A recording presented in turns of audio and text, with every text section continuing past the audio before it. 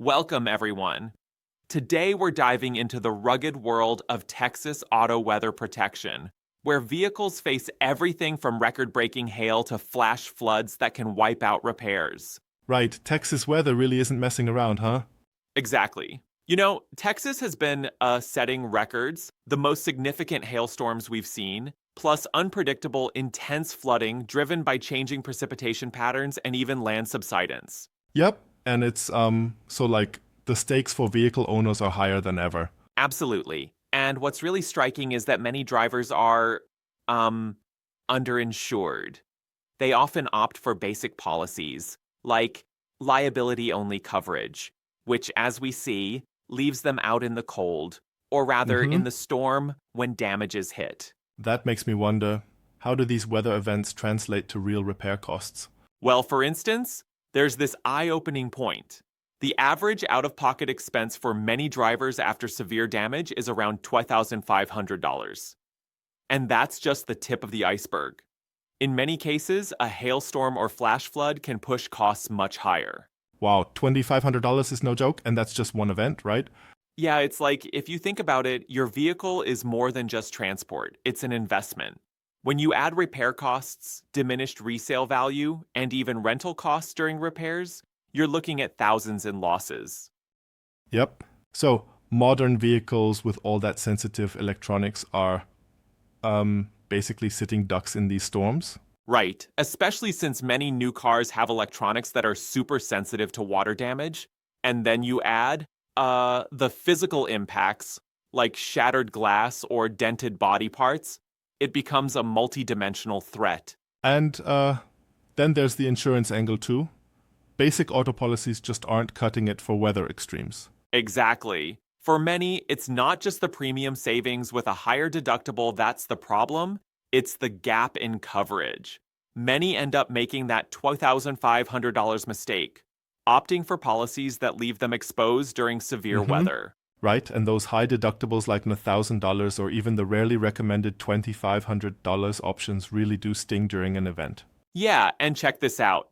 There's a handy table in the discussion that breaks down deductible amounts versus the monthly premium impact and out-of-pocket risk. It makes the trade-offs very clear. For instance, while a $250 deductible gives minimal out-of-pocket costs, it comes with significantly higher monthly premiums. That's so true. It's a careful balancing act, isn't it? Save a few bucks each month or risk paying a fortune when disaster strikes. Yep, and there's more. Beyond just insurance, there are physical protection strategies to consider. For example, covered parking solutions, premium protective covers, and even weather alert systems are all essential to safeguard your ride. Yeah, it's almost like you need a strategy team for your car. But what about the actual process of making claims after a storm? Oh, that's another big topic. Making a claim after an event is tricky. The process demands that you document your vehicle's pre-existing conditions, take a ton of photos of the damage promptly, and track all related expenses meticulously. This is especially critical because insurance companies can delay settlements during periods of high claim volume. Right, I've heard accounts of drivers being left stranded because claims went on for weeks. Exactly. And it's not just about filing the claim quickly, it's about having irrefutable evidence so that your claim isn't questioned. Trust me, a few well-taken photos and proper documentation can make a huge difference. But what happens when things go wrong? Like if an insurer denies or delays the claim? The process for appeals becomes critical here. Drivers can file a complaint, appeal decisions, or even seek mediation through the Texas Department of Insurance. It's crucial that they know their rights to avoid being, taken advantage of in the aftermath of a major weather event. That makes sense. Sometimes, though, I wonder if insurance companies might exploit the complexity of these processes, especially when a storm has just wreaked havoc on a neighborhood. You're not off base. The sheer volume of claims after a severe storm sometimes leads to delays or poorer service. It's like you're navigating a maze when you already do not have the time or resources to deal with it. True, exactly. Now, let's talk specifics. Did you catch the case study about the Johnson family? That was pretty eye-opening. Yes, the Johnson case is almost a cautionary tale. They opted for liability-only coverage on one vehicle and high-deductible comprehensive on the other. When a severe hailstorm hit, not only did the sedan end up with zero coverage, but even their SUV ended up costing them over $11,200 in total repairs and rental expenses. Right, exactly. That's brutal. And it sounds like for just an extra $32 per month, they could have avoided that entire financial disaster. Absolutely. It's like a no-brainer in hindsight. The discussion emphasizes that investing in comprehensive coverage, especially tailored for Texas weather extremes, is essential. So, with all these details, what are some clear next steps for vehicle owners in Texas? First, they need to carefully review their current policies. Look at whether they have comprehensive coverage and what kinds of exclusions might be hidden in the fine print. Then, they should contact their insurance agent and negotiate for lower deductibles or for additional coverage options like gap insurance, rental reimbursement, and diminished value coverage.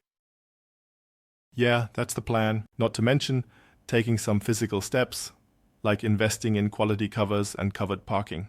Right. It's like you have to create multiple layers of defense, both through insurance and by physically protecting your vehicle.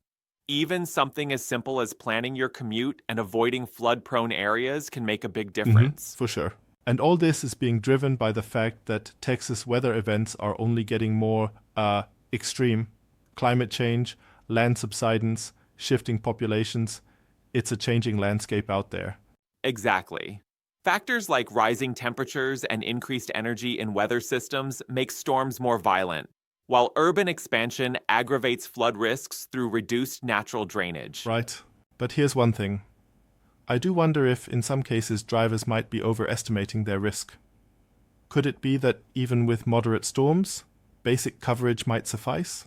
That's a fair point. But in Texas, the frequency and intensity are so high that even what we consider moderate events can result in catastrophic damage. It's like so many vehicles now carry sophisticated tech that basic coverage doesn't protect against. I see your point. With the risks of things like lightning strikes, damaging onboard computers, and the cost of replacement parts, it's smarter to be safe rather than sorry. Exactly. And finally, don't wait until disaster strikes. Prepare now. Document your vehicle's condition, invest in both good physical protection and comprehensive coverage, and always stay updated on that's weather essential. alerts. It sounds like a layered approach. Combining insurance upgrades with proactive physical measures is the best defense against Texas's unpredictable weather. Precisely. When storms come, and they will, having the right protection in place might just save you thousands of dollars and a whole lot of heartache. Yep, absolutely. Thanks for such an insightful deep dive. It's clear that in Texas, weather protection for your car is not optional, it's a must. It sure is. Stay safe, plan ahead, and protect your ride. Because in Texas, it's a wild ride out there.